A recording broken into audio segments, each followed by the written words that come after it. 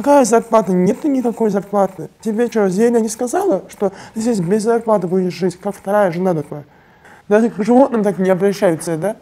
Хотя бы я должна была сказать, что я жива. Своим родным, да? Царство Бога, да? Я вот так дверь открыла, я, знаете, так бежала.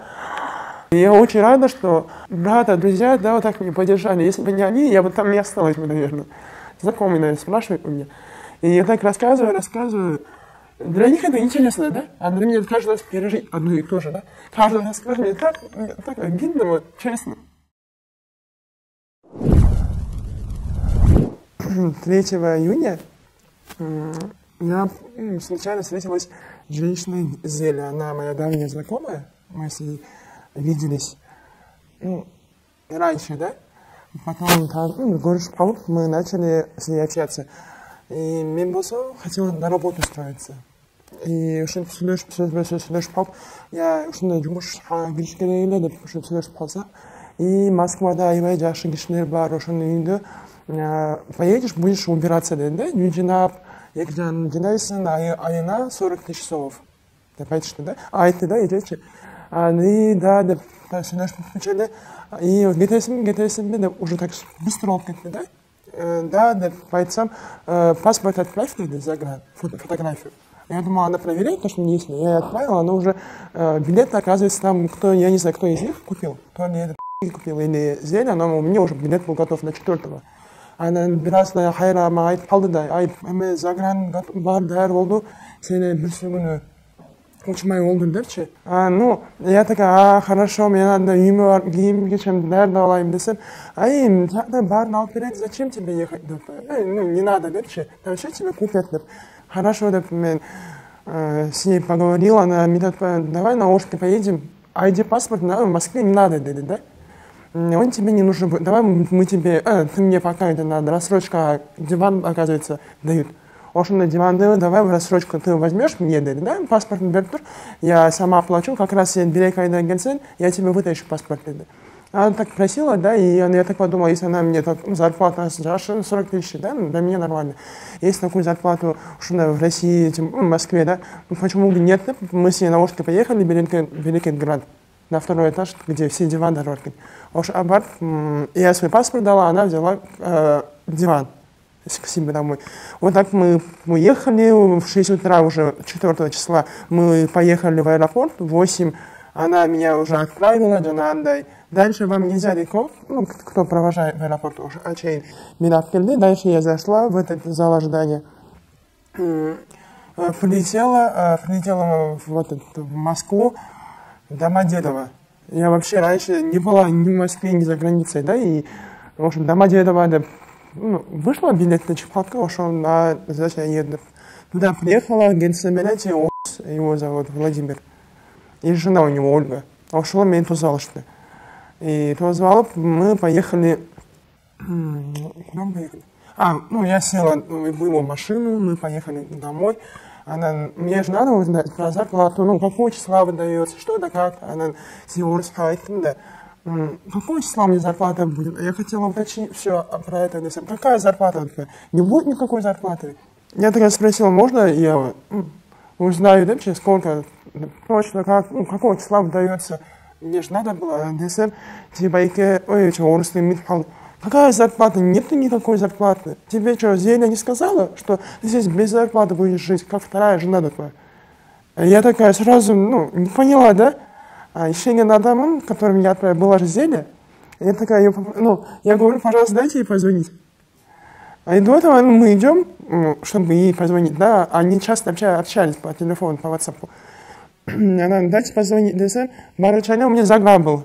И мен сразу я как поняла, я кетем дедим, я уеду. Десем, куда уедешь? А деньги нам кто вернет? Какие деньги? За билет и за то, что мы дали деньги, денежку дали, да, 40 000 рублей мне давай, да, что дайте сразу, мы сразу сюда пошли, дайте позвонить. Десем, он отобрал мне загран паспорт. И мне начали говорить, что если я выйду за пределом этого двора, там у них сигнализация есть, камера, действительно, там была камера, все, үйді бар орнында, сигнализация ловушная имели. Да, потом в конце я узнала, что я поехала в Молоково, Молоховый район кен. Отобрали мой загранпаспорт, мне сразу я начал переглядывать по солдатам. И вот такие, общаетесь? Он так держит телефон, мы по звонку, я говорю, зелече ушинду атады, қазақша да орысша да түсіндірдім. Ушинду мен загранда алып зарплата берейін деп атады десем, ой, ай береді деп айтып қойды да. Ой, даст он, депче. Потом я такая, нет, он не даст. Она айтып что да орысша. Зачем мне ее привела? Она у тебя какая-то, джаманка на языке. Она у тебя совсем что ли? Свинью. А что за свинью ты подсунула? Я же просила сироту да отправить. А я же русский прекрасно знаю. Уж Владимир Иванович, уж он примет что ли. Он уже начал на меня руку, я действительно хотел уехать. Я говорю, родным, позвоните, вам дадут эти деньги. Тавалат, брюнду, харца сураса, да, тавалат, 40 тысяч рублей, да. Я говорю, пожалуйста, мне нужно уехать, у меня ребенок есть. Нужен бар, найти, да. Мне нужно было без ребенка, мне нужна была сирота, да, уламили землю, начала пойти, да. Мен кетем десем, мен кетіп қолға тұр баштады уже. Действительно, уж қолға тұр. Нет, это уже было аэропортта келіп, үйіне барып, мен зарплата сұрап, айтып кеткеннен. Уже қол мен серьезно, қолға кетемін деп аштым. Десем уже руку начал поднимать. Мен илап, зелі ашалып бердіп, қайра айтам, звонит, и говорит, что мне с ней делать, депче? Деп заставьте ее поработать, и он так избивал, так унижал, знаете, никогда не думала, что в чужой стране, что на его настолько унижал, я не знаю как. Даже мне вот эту свинину отсунули. Я же не знала, колбаса это флейм. Это много чем было другой день, да? А колбаса, будешь такое, ладно, я вообще не ем на свинину. Это не свинина, это я же знаю, что русские часто едят. Если нет, потом я покушала, ой, это же свинина. Нет. Иди помоги своему пошел на наш чек. Настолько меня вот это... А я бесила, да? Он настолько избивал, он, Наталья, не садитесь, он говорит, что, как вы убиваете бананов, так же я тебя зарежу. И вот такие разные слова, да, вот настолько он такой здоровый, и он такой унижал, настолько он... Я не знаю, как объяснить, и Зелень имеет немножко ко мне, вот по видеозвонку, да, последний раз, предпоследний раз, когда я с ней общалась, у меня нос был в крови. Бунбар, ханамчик, из-за того, что меня избил. Я к ней вот так, она подошла, говорит, что сейчас с носом такая? Я говорю, меня избил. Зелень же, на полгода рот отдельно, да. Если, пожалуйста, она начала младшей, мне все номера дала. Папы, брата жены, своей семьи, да, вот. Все знакомые номера дала, чтобы она позвонила, если настолько нужны деньги, да. Десем, хорошо, я позвоню, да, раз она позвонила и сказала, не мне звонила, она звонила этому, у меня телефона не было. Владимир, да, она мне сказали то, что я позвонила твоему отцу, а он отказался за билет и за все деньги отдавать. Что будем теперь делать? Он сказал, что будешь теперь делать? Что будем делать? Он ко мне все время подходил, у него жена была, они собирались улететь за границу. А он все время подходил, ты теперь будешь, как мне вторая жена, скоро будешь дурить. И какая вторая жена, я насколько руку поднимал, да? Знаете, как обращается же? Даже к животным так не обращаются, да? Как, они, насколько я знаю, любят, да, собак, не собак, а вот именно, я не знаю, то ли у него на сторон порог, прошел или вы не люди, если я здесь тебя в лицо закопаю, тебя никто не найдет. Потом, когда я уже улетала, да, действительно, там много лесов, и меня еще так получилось. Если үймен жылға чөптері барын жылып кәмін да. Если чөптері барын полос деген, иди полова десе, сөзім түсінемесін, полова деген там много слышать. А көрсе чөп жылғаны полова деген, ошол барын жылдырып, все делала, да. И вот так. И потом я начала брать им. Я искала выход, как бы, чтобы меня побыстрее они отправили. Мне нужно было... Я даже была согласна, что я, если даже останусь, да, я говорю, хорошо, хотя бы позвони родным, скажу, что я жива. Я буду на русском общаться, да, потому что они хотели, чтобы я на русском общалась. пожалуйста, это со мной, голда со мной, çaldık дальше поведет. Он я каждый божий день у них спрашивал. Каждый день он, утром, днем, вечером, да, может, позвоните, ну, у меня ребенок там, жалдыраттым да, арғандай. Айлам кетіп, я сказал, что я беременная. Я думал, он им мойндар кендесін кетіріп өткендерші. Я говорю, я, кажется, беременная, я, ну, кішкенько проверялась, наверное, я беременная, да, че? Десем, как беременная, да, сразу съезжаю, чала. Она у тебя беременная, десем, ой, да врет она, да, десем, что будем, если она беременная, аборт сделаем, да. Я действительно не была беременна, просто у меня выхода не было. Десем, аборт будешь делать, что будем? Кто еще за твой аборт будет платить? Ты одна беда будешь, что ты сегодня тайрал баклу, то что да. Зачем мне такой жаба сюда барна кричи?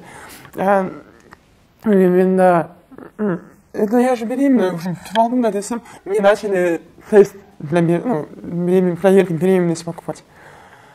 Действительно, у меня же отрицательно выйдет. Как мне положительно сделал? У Имана Гельбейт как нужно. Если бы была возможность, я бы это сделала, наверное. Отрицательно человек, ой, хорошо, нужно только тебя кормить, и за аборт не надо платить. Да, что такое? 3 раза проверяли через день, да? 3 раза отрицательно вышло. Он тогда тоже, ты что врешь мне? А это, ну, мне нужно уехать, у меня там семья, да. А кто будет моей второй женой-то? Я вам уже хорошо лапта. Ой, я такую модель, красавицу встретил. Уж я имею моих процентов давно. Он не факую, да? И вот так я уже в конце не знала, что делать. Утром вставала, убиралась уже. И вот так каждый раз плакала, да я. Просто не потому, что я там убиралась, да, и меня далеко не зарплата волновала, а за то, что он вот так, я осталась беззащитной. В чужой стране, да, вот так меня отобрали паспорт, и шло даже уезжали, да, как могли, и я не могла выйти. То есть, почему я не сбежала до того, да, времени, потому что, как я сбегу, чужая страна, да, я никого не знаю. Я совершенно здесь узбеки, здесь киргизы, я возьму, изнасилую, здесь полиция есть, там, регистрация действительно, я уверенный, может, очень надеюсь. И как это, что сделать, я не знала, да? Я сейчас сбегу, куда попаду, может, еще хуже державам, что сделать? Если они найдут, может, меня убьют, да, вообще, разные мысли приходят. И не знала, что делать. Я так, честно, она уже ну, я пыталась, да, я должна была, ну, хотя бы я должна была сказать, что я жива. Собственно, болмала, да, все, потому что тут вроде жалко цены, да, им тоже же, наверное, интересно. Юджинатом я нашла телефон, iPhone 5. Старый телефон был. Первый день нашла, я Джаман ойнжолет, и он сказал, здесь телефон лежит, может мне сим-карту купите, чтобы я звонила вам, да, че? Потому что Аллах, мы уезжаем, да, где-то полтинник берег садка. Нет, мы тебе не купим сим-карту, ты еще начнешь своим звонить.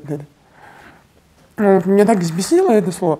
Потом ходила сим-карта с Джокен, и там iCloud нету. Чтобы я скачала там Инстаграм, не Инстаграм, мне нужно же iCloud, чтобы скачать. Там выходит, там нету аккаунта на Инстаграм, иначе. И я не знала, что делать.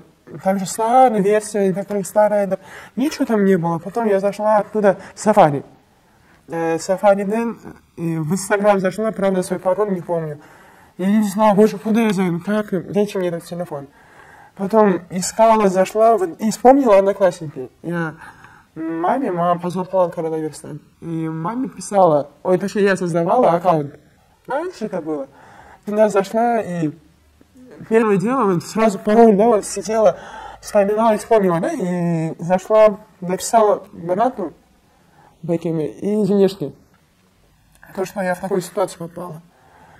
И, ну, они ответили, я так была счастлива, что они вот, ну, поняли, да, ну, как, не поняли, а даже, ну, ответили мне, да, что я теперь могу хотя бы с ними общаться, да, вот это меня радовало.